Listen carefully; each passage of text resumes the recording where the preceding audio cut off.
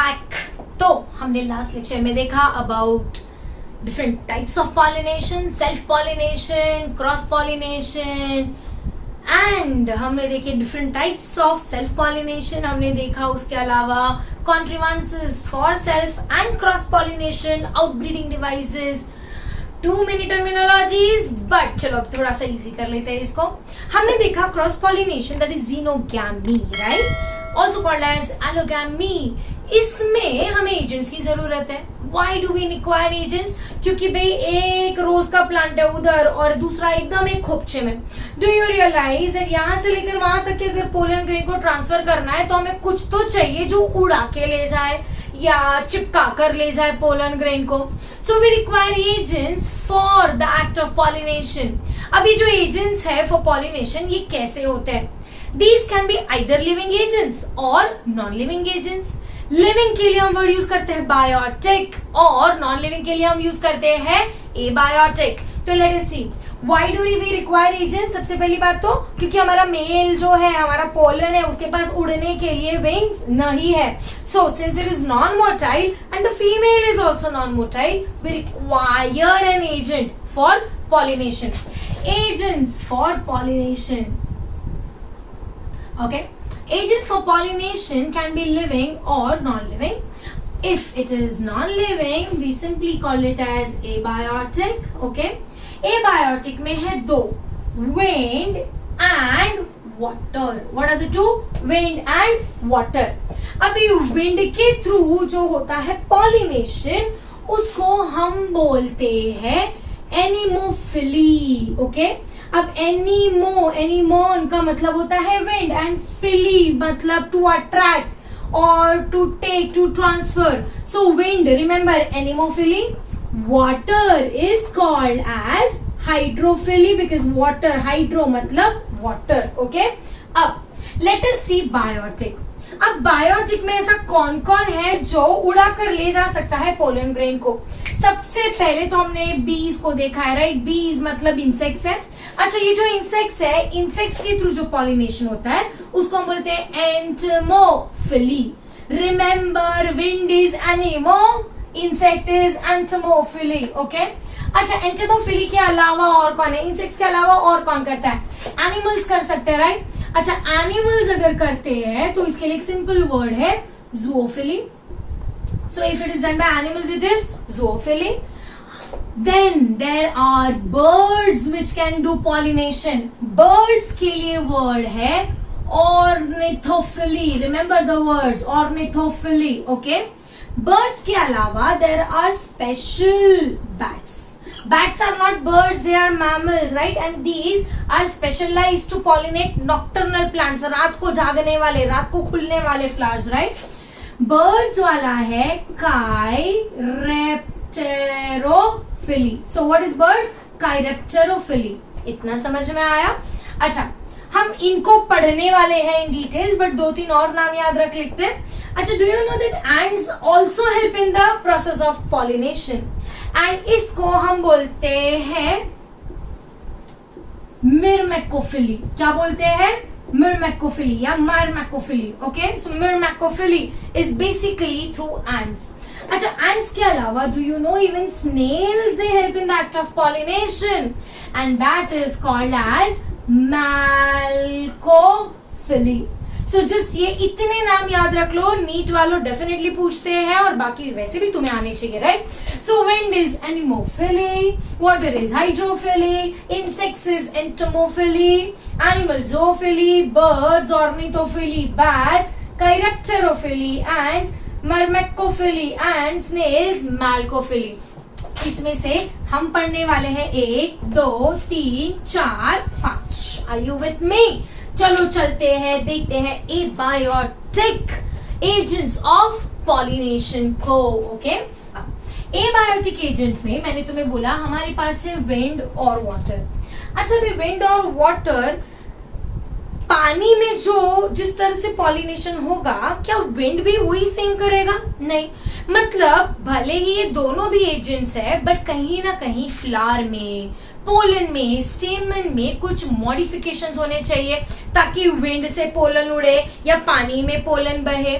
So basically there are certain adaptations which are required for this particular mode of pollination. So here we are going to talk about the adaptations and the plants that will undergo this type of pollination. Are you with me? चलते हैं आगे. Okay, abiotic में हमने देखा, सबसे पहले देखते हैं विंड पॉलिनेशन. विंड पॉलिनेशन को हमने क्या बोला था? एनिमोफिली. अच्छा, अब ये एनिमोफिली कौन करता है? कौन करता है? जो विंड पॉलिनेशन यूज करता है. ओके, एनिमोफिली जनरली करते हैं ग्रासेस. ओके, सो जितने भी ग्रासेस है, घास फूस, उसमें तुम देखोगे एनिमोफिली होगा. अच्छा, और कौन करेगा? डू यू नो दैट मेज, व्हीट, राइस, ये सब भी मोनोकॉट्स है जो कि ग्रास कैटेगरी में आते हैं. ये सब भी क्या करते हैं? Wind pollination. रादर मैं तुम्हें बताऊं तो it is the most primitive type of pollination. दुनिया में सबसे पहला शायद कोई पॉलिनेटिंग एजेंट था तो वो था wind. So it is the most primitive type of pollination. अच्छा, अब और एक चीज मैं बताऊं कि ये पोलन ग्रेन्स को उड़ाकर ले जाता है हवा में. जब ये पोलन ग्रेन्स उड़कर जा रहे होते हैं तो ये पोलन ग्रेन्स बहुत सारे वेस्ट हो जाते हैं. So you will see that anemophily या विंड पॉलिनेशन में there is maximum wastage of pollen grain. Okay, so maximum wastage of pollen grain है, मतलब pollen grains have to be produced in very large numbers. अब ये pollen grain जो you know कई बार हमारे नाक में चले जाते हैं और हमें एस्थमेटिक रिएक्शंस होने लगते हैं, जिसको हम लोग बोलते हैं hay fever, also called as allergic rhinitis. कभी सुना है तुमने?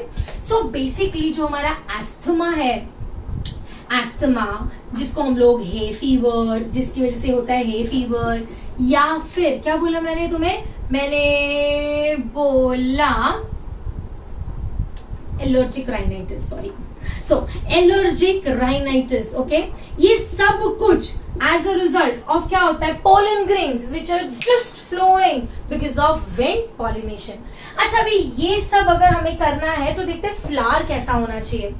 सबसे पहले तो हम देखते हैं फ्लावर. ओके, अभी जो तुम्हारे फ्लावर्स है जनरली फ्लावर्स कैसे होते हैं? स्मॉल. सो अडेप्टेशन में how are the flowers? The flowers are small and inconspicuous, मतलब बहुत बड़े बड़े इलैबोरेट फ्लावर्स होते नहीं है.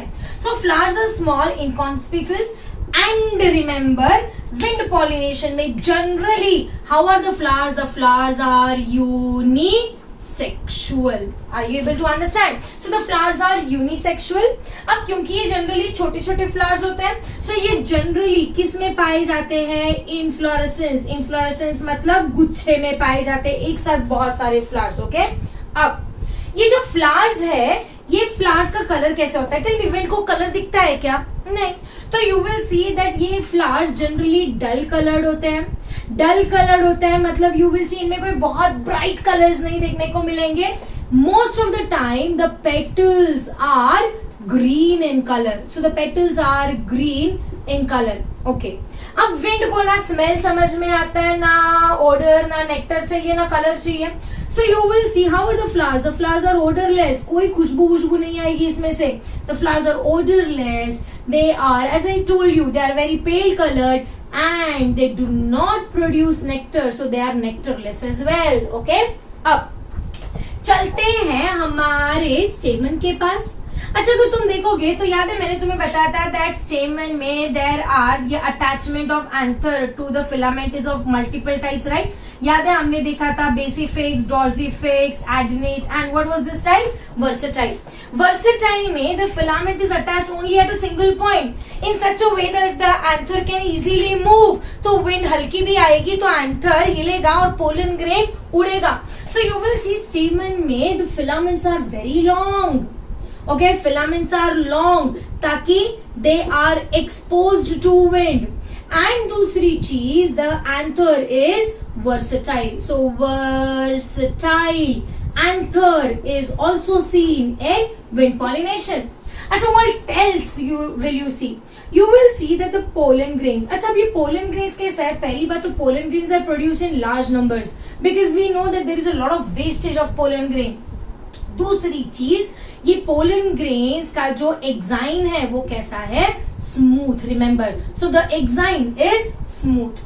Again, how are the pollen grains? They are also pale coloured. इनको भी कोई बहुत खूबसूरत होने की जरूरत नहीं है. And the pollen grains have to be very light weight. Light weight होगा तभी तो हवा उड़ा के ले जाएगी. ओके अच्छा भाई, इनका स्टिग्मा कैसा होना चाहिए? Do you realise that stigma भी काफी अच्छा एक्सपोज होना चाहिए. अगर स्टिग्मा एक्सपोज होगा तो ही तो वो पोलन ट्रैप कर पाएगा. सो अंडरस्टैंड, इसका जो स्टिग्मा है ये पहली बात तो काफी एक्सपोज्ड है. दूसरी चीज, ये स्टिग्मा को हवा से पोलन ग्रेन कैप्चर करना है. तो जनरली इसका जो स्टिग्मा होता है ना वो कैसा होता है, ऐसा हेयरी. बहुत सारे हेयर लाइक स्ट्रक्चर्स निकलते हैं. So you will see that the stigma is hairy and it is exposed. ये जो हेयरी स्टिग्मा है ना, इसको हम जनरली बोलते हैं टैसल. क्या बोलते हैं? टैसल. क्या बोलते हैं? टैसल. सो अगर तुम्हें आए एंट्रेंस में कि what are tassels, so tassels are nothing but carpels. What are tassels? Carpels. और यही कार्पल्स का stigma is basically tassels. Are you able to understand? So tassels are carpels which are found in grasses. These are the advantages of, these are the adaptations for wind pollination. तुमने अक्सर देखा होगा जितनी भी जंगली घास होती है, राइट, जंगली घास में ऐसे कुछ तो एक डंडी निकलती है और बहुत सारे छोटे छोटे छोटे छोटे बाल लाइक स्ट्रक्चर्स होते हैं. इवन फॉर दैट मैटर तुम वीट देख लो, राइस देख लो, all of these are nothing but the adaptations for wind pollination. चलो चलते हैं नेक्स्ट एडाप्टेशन पर. अच्छा, विंड के बाद हमने देखना है किसको? हमने देखना है वाटर को. Let us go ahead water के साथ. अब वाटर कौन करेगा और वाटर कैसे पॉलिनेट करेगा? क्या बारिश का पानी ऐसे ऊपर से गिरेगा और फ्लावर से पोलन ग्रेन ट्रांसफर करवाएगा? No. Water based pollination is exclusively for which plants? aquatic plants. और बहुत लोगों के दिमाग में लोटस आया होगा, जरा ये गड़बड़ हम अभी सॉल्व करते हैं. ओके, अब वाटर मतलब हाइड्रोफिली. हाइड्रोफिली में you will see that this is done exclusively by aquatic plants. अब जनरली ये जो aquatic plants है ये कैसे होने चाहिए? सबमर्ज्ड होने चाहिए, पानी के अंदर होने चाहिए, पानी के बाहर नहीं. ओके अब ये जो पानी के अंदर रहने वाले प्लांट्स है, don't you think so that there is a chance कि ये पानी से गीले हो जाए? अंदर है तो गीले तो होने ही है, राइट. अब अगर गीले होंगे तो फंगल इन्फेक्शंस होंगे and the plant might die. And that is the reason one of the major adaptations in these plants is that they are unwettable. So plant parts are unwettable. And why are they unwettable? क्यों नहीं गीले हो सकते? Because of the covering which is made up of mucilage. So you will see they are unwettable. All the plant parts are unwettable because of the mucilage covering. इतना समझ में आया? अब let us see. Hydrophily is दो type का होता है. Okay, there are two types of hydrophily. एक हाइड्रोफिली जो होगा पानी के अंदर तो बोलेंगे हाइपो हाइड्रोफिली. क्या बोला? हाइपोहाइड्रोफिली मतलब कहा? Inside the water. अच्छा, दूसरा क्या है? दूसरा है एपी हाइड्रोफिली. एपी हाइड्रोफिली कहाँ होगा? पानी के बाहर, मतलब अबव द वाटर. ये स्टार्टिंग से अच्छे से सुनकर रखो क्योंकि इसका प्रैक्टिकल है हमारे 12th स्टैंडर्ड में, और प्रैक्टिकल में ये स्पॉटिंग में पूछता है, फ्लावर देकर पूछेगा what are the adaptations, what are the types of pollination, right. अच्छा, अब ये hypohydrophily is inside the water. इसका एग्जांपल याद रखो, Zostera and Ceratophyllum. So what is it? Zostera and Ceratophyllum. ये वर्ड्स याद रखो. ओके अच्छा, अब ये हाइपोहाइड्रोफिली में क्या है? ये तुम्हारा पानी. ओके अब जनरली हाइड्रोफिली भी कौन से फ्लावर्स में होता है? यूनिसेक्सुअल फ्लावर्स में. जस्ट रिमेंबर, जरूरी नहीं है but most of the time the flowers are what? Unisexual. अब यहाँ पे हाइपोहाइड्रोफिली में क्या है? सपोज ये एक ज़ूस्टेरा का प्लांट है. ओके, दिस इज वन ज़ूस्टेरा का प्लांट. ओके अब ये ज़ूस्टेरा के प्लांट से या ये प्लांट से निकलेगा पोलन ग्रेन, और ये जो पोलन ग्रेन निकलेगा ना, ये पोलन ग्रेन ऐसे हेरी होगा. कैसा होगा? हेरी. So again, how is the pollen grain? The pollen grain is unwettable, गीला नहीं हो सकता है, and the pollen grain is हेरी. रिमेंबर, ये जो हेरी पोलन ग्रेन है ना, इसमें exine is absent. What is absent? Exine is absent. Okay, अब ये ऐसे हजारों पोलन ग्रेन्स, बहुत सारे पोलन ग्रेन्स ये मेल प्लांट ने रिलीज कर दिया। ये पोलन ग्रेन्स ऐसे ही तैरते तैरते तैरते तैरते आएंगे किसके पास, फीमेल के पास। और फीमेल में जहां पे भी कार्पल होगा ना, ये फीमेल के आसपास आकर जमा हो जाएंगे। So these will just simply surround the female and then they will germinate on the female part. Are you able to understand? So the pollen grain is unwettable and hairy and exine is absent. They just float inside the water. अब याद रखो, floating above the water and floating inside the water requires something called as buoyancy. Plant में बॉयॉन्सी मतलब ये pollen grain की बॉयॉन्सी maintain करते हैं with the help of starch ग्रैन्युल्स। So we are not going to go into the details. Just remember that starch granules, how much amount of starch granules are produced in the pollen grain will help them to maintain the buoyancy inside the water or above the water. यहाँ पे the specific gravity of the pollen grain is similar to the water, इसीलिए वो पानी के साथ अंदर बह रहा है। इतना समझ में आया? अब चलो देखते हैं हमारा, so this is basically hypohydrophilia। अब चलते हैं देखते हैं एपीहाइड्रोफिली। एपीहाइड्रोफिली का एक मस्त वाला एग्जांपल याद रखो, वेलिस्नेरिया। ओके, अब ये वेलिस्नेरिया की खासियत क्या है? सबसे पहली बात तो प्रैक्टिकल में आगे मैंने बोला ना, पूछा जाता है। वेलिस्नेरिया की खासियत ये है कि वेलिस्नेरिया के जो तुम्हारी लीव्स है ना, वो ऐसे रिबन शेप। कैसे है? Ribbon shape. अब इसमें भी ये एक मेल है और ये एक फीमेल है, क्योंकि मोस्टली यूनिसेक्सुअल रहते हैं, right? So these are ribbon shape leaves of vallisneria और ये सबमर्ज है पानी के अंदर। अब यहाँ पे मेल में मेल फ्लावर्स, क्या बोल रही हूं मैं? Male flowers. So male flowers जैसे ही मैच्योर होने लगेंगे ना, ये मेल फ्लावर्स रिलीज हो जाएंगे और ये मेल फ्लावर्स फ्लोट करने लगेंगे on the surface of water. So the male flowers are floating on the surface of water. इतना समझ में आया? अब फीमेल में क्या होता है? फीमेल में कार्पेल है और फीमेल फ्लावर में है पेडिसिल। याद है, फ्लावर का डंडी को हम बोलते हैं पेडिसिल। फीमेल में ये जो फ्लावर का पेडिसिल है ना, ये कैसा है? Highly coiled structure. This pedicel is highly coiled और यहाँ पे तुम्हारा स्टिग्मा। अब जैसे ही फीमेल मैच्योर होगा ना, ये पेडिसिल फट से अनकॉइल हो जाएगा। जब ये अनकॉइल हो जाएगा तो अनकॉइल होकर this stigma will come on the surface of the water. जैसे वो वाटर के सरफेस पर आएगा, ये मेल फ्लावर्स ये तुम्हारे स्टिग्मा के आसपास चिपक जाएंगे। चिपकने के बाद these male flowers will open. Remember I am using the word male flowers will open near the style, near the stigma. इतना समझ में आया? Opening of the flower is called as what? Anthesis. So basically you will see the male flower will open and the anthesis, that is the anther, will dehisce near the female flower and this is how pollination will take place. यहाँ pollens release हुए थे पानी के अंदर, यहाँ male flower release हुए हैं पानी के ऊपर। एग्जाम्पल कौन है? हमारा एग्जाम्पल है वेलिस्नेरिया। इतना समझ में आया? So that is about hypohydrophilia and epihydrophilia। अब तुम बोलोगे मैम यहाँ पे तो आपने लोटस का एग्जांपल लिया ही नहीं। अरे क्यों लो लोटस का एग्जांपल? लोटस का है पानी के बाहर, लोटस का कलर कैसा है? ब्यूटीफुल। मतलब लोटस इंसेक्ट्स को अट्रैक्ट करता होगा, राइट? याद रखो, hydrophily is for submerge plants. जो ऊपर की तरफ प्लांट्स है, फ्लोटिंग प्लांट्स है या फिर कलरफुल फ्लावर्स वाले प्लांट्स है, ये आइदर करेंगे इंसेक्ट पॉलिनेशन या करेंगे wind pollination.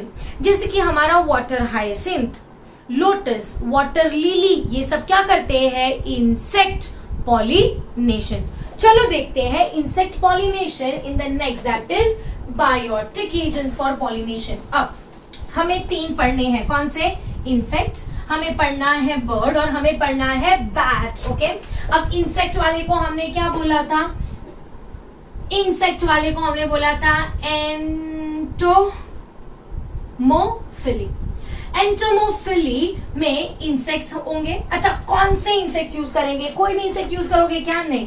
Remember insects like बीज, जैसे कि हनी बीज, देन अगेन बम्बल बी, याद है बम्बल बी मतलब तुम्हारा रेड कलर का होता है, राइट? सो बेसिकली हनी बीज, बम्बल बीज, these are the bees, okay, which are used in insect pollination, okay? Even for that matter, butterflies are quite widely used for pollination, okay? पर सबसे ज्यादा कौन यूज होता है? हमारे हनी बीज, ओके? अच्छा, अब ये जो तुम्हारा इंसेक्ट पॉलिनेशन है उसके अडेप्टेशन देख लेते हैं। सबसे पहले तो हमारे इंसेक्ट ऐसे टाइम पास के लिए जाएगा क्या? नहीं। तुमने देखा होगा honey bee basically goes to each and every flower to collect what? Nectar, right? And it visits which flower? Beautifully coloured flower. So you will see that flower here are large, or I can say they are very elaborate, okay, and they are pretty colored, मतलब they can be red, yellow, orange, bright colored. So basically they are brightly colored, okay. अच्छा, कई बार these flowers may be small as well. अगर small रहा तो remember करो ये हमेशा ना गुच्छे में रहेंगे, मतलब they will always be in the form of an inflorescence. So अगर small है तो इन्फ्लोरेसेंस में रहेंगे। अच्छा, डू यू रियलाइज एक इंसेक्ट यहाँ से वहां अगर पोलन लेकर जा रहा है तो बाइसेक्सुअल फ्लावर होगा तो इजी होगा ना, यहाँ से पोलन उठाया दूसरे फ्लावर को दिया, उससे पोलन उठाया तीसरे फ्लावर को दिया। So generally insect pollination can be bisexual as well as unisexual flowers, okay. अब these flowers are large and they are brightly colored. Insects को तुम्हें देना है nectar, so they have a lot of nectar. And insects can smell, so they have a good odor as well, okay? अच्छा, चलते हैं और देखते हैं हमारा pollen grain, okay? So petals are colored etc. अब देखते हैं pollen grain। हमारा जो pollen grain है ना, पहली बात तो pollen grain कैसा होना चाहिए? स्टिकी होना चाहिए। स्टिकी होगा तभी तो इंसेक्ट की बॉडी पर चिपकेगा, राइट? स्टिकी के अलावा you will see generally the exine is spiny. Why the exine is spiny? क्योंकि अगर एक्साइन स्पाइनी होगा तो आसानी से वो इंसेक्ट की बॉडी पर, मतलब उसके विंग्स पर या उसकी बॉडी पर, ट्रंक पर कहीं पे भी चिपक जाएगा, and that is the reason the exine should be spiny. Again insect pollination में टेल मी, अगर तुम्हें हनी बी पोलन उठाता है तो तुम उसे प्रोग्राम कर सकते हो क्या दैट इसको ले जाकर रोज के ही फ्लावर पे डालना है या सनफ्लावर पे ही डालना है? No. Do you realize again there is a lot of wastage of pollen grain. So again the pollen grains are sticky, exine is spiny and they are produced in large numbers, okay? So what about the stigma? Remember the stigma has to be sticky. Sticky stigma रहेगा तो आसानी से pollen grain उसको चिपका लेगा, okay? अब वैसे तो bees बहुत सारे flowers को करते हैं pollinate, but then there are certain plants जिन्होंने इंसेक्ट पॉलिनेशन के लिए अलग अलग मैकेनिज्म्स डेवलप किए। एक सुपर्ब मैकेनिज्म डेवलप किया है एक प्लांट ने जिसका नाम है साल्विया। तो let us see one example of salvia. अच्छा, other normal examples of insect pollination are jasmine, colourful है, right? Jasmine, hibiscus, these all show rose also what insect pollination।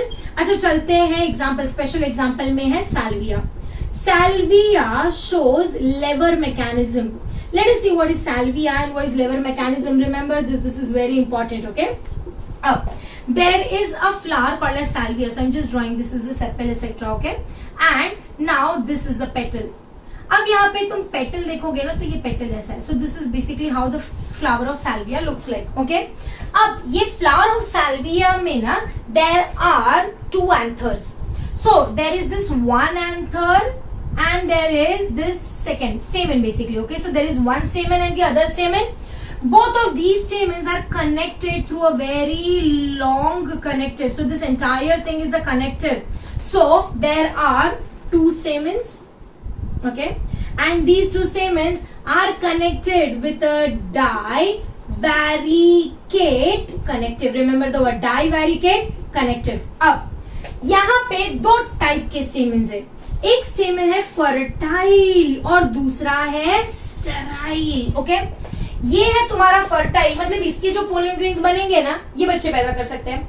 इसमें पोलन ग्रेन्स बनते ही नहीं है। So this one is what? Fertile and this one is what? Sterile. अब what is the mechanism? Lever mechanism.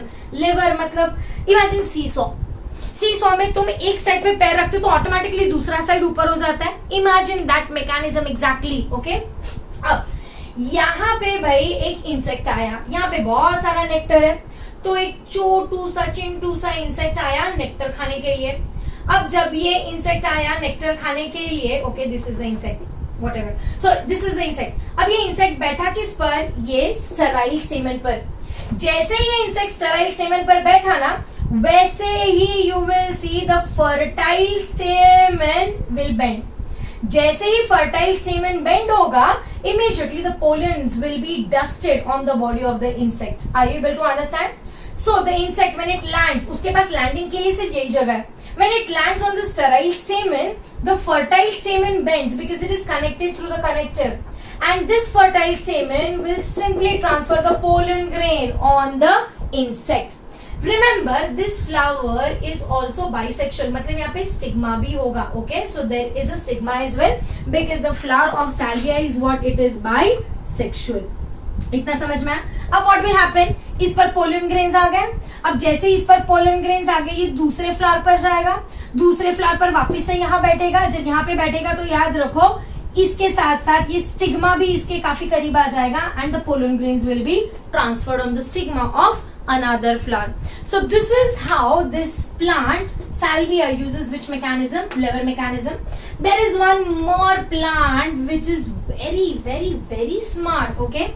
And this plant is called as Ophrys. Ophrys is the name of an orchid, okay? And orchids are generally self-incompatible. तो भाई उनके तो option ही नहीं है, उनको तो cross pollination ही करना है। साम दाम दंड भेद सब यूज करके they want to do cross pollination. Ophrys नाम का एक जो ऑर्किड है ना, इसकी खासियत ये है कि इसका one of the petal, of course it has many petals, one of the petal forms a typical structure which is similar to a wasp. Wasp मतलब कीड़ा, राइट? सो ये ऑफरिस का एक petal has a structure which is similar to a female wasp, मतलब उसका जो picture है उसमें जो डिजाइन है, it looks like a female wasp। अब यहाँ पे एक wasp है जो आता है, उसको लगता है भाई ये मेरी फीमेल है। What it does is it just tries to copulate with this petal। जब वो ये copulate करता है पेटल के साथ, उसको पता नहीं उसकी सारी मेहनत वेस्ट होने वाली है, right? It will just keep on copulating. In that process, what the plant does? वो अपने एंथर को उस इंसेक्ट के ऊपर ऐसे डस्ट कर देता है, and the pollen grains are attached to the body. अब ये इंसेक्ट यहाँ पे अनसैटिस्फाइड है, तो जाकर दूसरे फ्लावर के साथ अगेन रिप्रोड्यूस करने की कोशिश करता है, and it simply transverse the pollen on the stigma of that flower. कहना इसे बेचारे को धोखा मिला है, वो भी सेक्सुअल एक्ट में। So Ophrys is an superb example of something called as sexual deceit. भगवान ना करे किसी और के साथ ऐसा हो, but it is an example of sexual deceit, and it is also called pseudo copulation. Pseudo मतलब फॉल्स, कॉप्युलेशन। और ये स्मार्ट गिरी कौन कर रहा है? ऑर्किड, जिसका नाम क्या है? ऑफरिस। That is about insect pollination. अच्छा, इंसेक्ट के बाद फटाफट बर्ड्स और बैट्स देख लेते हैं, बहुत इजी है, ओके? अब बर्ड्स वाले को हमने क्या बोला? बर्ड वाले को हम बोलेंगे ऑर्निथोफिली, ओके? अच्छा, ऑर्निथोफिली में क्या है? ऑर्निथोफिली में हम यूज करने वाले बर्ड्स, कौन से बर्ड्स? पिजन यूज करोगे? पिकॉक यूज करोगे? नहीं। तो हम बर्ड यूज करेंगे लाइक हमिंग बर्ड, हम बर्ड्स यूज करेंगे लाइक सनबर्ड, चिंटू चिंटू बर्ड्स, राइट? सो हम यूज करेंगे birds like humming bird and sunbird. अब इनकी खासियत ये है, अगर तुमने देखा होगा तो पहली बात तो ये बर्ड्स बहुत ही छोटे होते हैं, ओके? और दूसरी चीज, इनकी बीक ना मस्त ऐसी लंबी होती है, चिंटू सी होती है, और बहुत ही बड़ी लंबी सी बीक होती है। एंड ये नेक्टर के भूखे होते हैं, okay? They actually just want to gulp on to a lot of nectar. तो ऑर्निथोफिली में ये फ्लावर बोलता है दूंगा मैं, भर भर के नेक्टर दूंगा। अब ये बर्ड्स के लिए फ्लावर ने क्या अडॉप्टेशन किए? फ्लावर्स आर ब्राइटली कलर्ड, क्योंकि बर्ड्स को कलर पसंद है, so flowers are brightly coloured, okay? दूसरी चीज, फ्लावर में नेक्टर भर भर के होता है, so there is a lot of nectar that is produced. So flowers are brightly coloured, flower has a lot of nectar, but flower में odour नहीं होता है, okay? So these are odourless. Why odourless? Because birds do not have a sense of smell. How should be the flower? The flowers are large and huge, okay, colourful. And इनकी खासियत ये है कि इनका जो पेटल है ना, जितने भी पेटल्स हैं, ये सारे के सारे पेटल्स फ्यूज हो जाते हैं और ये पेटल ऐसा एक फनल लाइक स्ट्रक्चर बनाता है। तो ये remember, okay, so the petals fuse and form a funnel shaped और कोन शेप स्ट्रक्चर। अब इसकी जरूरत क्या है, लेट अस सी। अगर कोन शेप स्ट्रक्चर रहेगा तो ये यहाँ पे नेक्टर रहेगा। नेक्टर अगर यहाँ पे है तो ये बर्ड को बीक अपनी अंदर डालनी पड़ेगी। याद रखो इसकी भी लंबी बीक है। जब ये बीक अंदर डालेगा तो यहाँ पे होगा anther and anther will simply transfer the pollen grain on its body. So इसकी खासियत ये है that the petals are funnel shaped और cone shaped, okay. How should be the pollen? The pollen is sticky. The pollen is sticky so that it can stick on the body. अच्छा, इन plants का stigma कैसा होना चाहिए? Again, the stigma should also be sticky. Are you able to understand? So that is about ornithophilia, that is bird pollination. Bird pollination में huge flowers, attractive flowers, a lot of nectar, but no smell because birds have a poorly developed smell. Okay? अच्छा, अब ये ornithophilia का example कौन है? Ornithophilia का example याद रखो। ऑर्निथोफिलिया का एग्जांपल है बिग्नोनिया। ये वर्ड्स याद रखो, okay. Bignonia, oh sorry, not Bignonia, Bignonia. So what is the word? Bignonia. So ornithophilia का एग्जांपल है बिग्नोनिया। बिग्नोनिया के बाद है Butea. What is the example? Butea. और एक एग्जांपल है बॉम्बैक्स, जिसको हम लोग सिल्क कॉटन भी कहते हैं। So Bignonia, Butea, Bombax, and there is Callistemon. ये याद रखने पड़ेंगे। सो मेरे साथ साथ फटाफट बोलो, Bignonia, Butea, Bombax, Callistemon. Bignonia, Butea, Bombax and Callistemon are what? Ornithophilous. Ornithophily के बाद last for today, for this lecture is chiropterophily. Chiropterophily कौन करता है? Bats, okay. अब ये बैट्स खुद कैसे है? नॉक्टर्नल, रात को जागते हैं, रात को सारे काम करते हैं। सो ये क्योंकि ये नॉक्टर्नल है, ये नॉक्टर्नल फ्लावर्स को ही पॉलिनेट करते हैं। मतलब ऐसे फ्लावर्स जो ओपन करते हैं ड्यूरिंग नाइट। अच्छा, कितने फ्लावर्स है जो नाइट में ओपन करते हैं? बहुत ही कम फ्लावर्स है, ओके। एग्जाम्पल कौन है? एग्जाम्पल है इनके किगेलिया। एग्जाम्पल क्या है? बोलो, किगेलिया। एग्जाम्पल में है इनके बाओबाब। एग्जाम्पल में क्या है? Baobab, okay. So Kigelia example में है बाओबाब। फिर है Bauhinia, okay. So Kigelia, baobab, Bauhinia and Anthocephalus, okay, so these are the four flowers. Remember what are these? Kigelia, baobab, bahunia and anthocephalus. ये याद रखने पड़ेंगे, ओके। अच्छा, अब इसके बाद देखते हैं इसमें क्या अडेप्टेशन है। सबसे पहले तो फ्लावर। तुम्हारे बर्ड्स को फ्रूट्स खाना पसंद है। Remember your bats are frugivorous, okay. Frugivorous है, इसीलिए उनको फ्रूट का स्मेल अट्रैक्ट करता है। तो पहली चीज तो फ्लावर कैसे होने चाहिए? ब्राइट होने चाहिए, okay. They should be huge, okay, and they should be fleshy. मतलब मोटा होना चाहिए, right? Again, the flower should be stout. Stout क्यों होना चाहिए? अगर फ्लावर ऐसे चपटा रहेगा ना तो बैट को उसको पकड़कर लटकने में आसानी होगी। So the flower should be bright, huge, fleshy and stout. And the flower should give out a odor which is similar to rotten fruit. मतलब सड़े हुए फ्रूट जैसा ओडर देना पड़ेगा, तभी ये बैट उसकी तरफ अट्रैक्ट होगा। पोलन बाय डिफॉल्ट होना चाहिए कैसा? स्टिकी होना चाहिए ताकि आसानी से चिपक जाए। एंड तुम्हारा स्टिग्मा भी कैसा होना चाहिए? स्टिकी होना चाहिए। Now this is about chiropterophily, ornithophily, entomophily.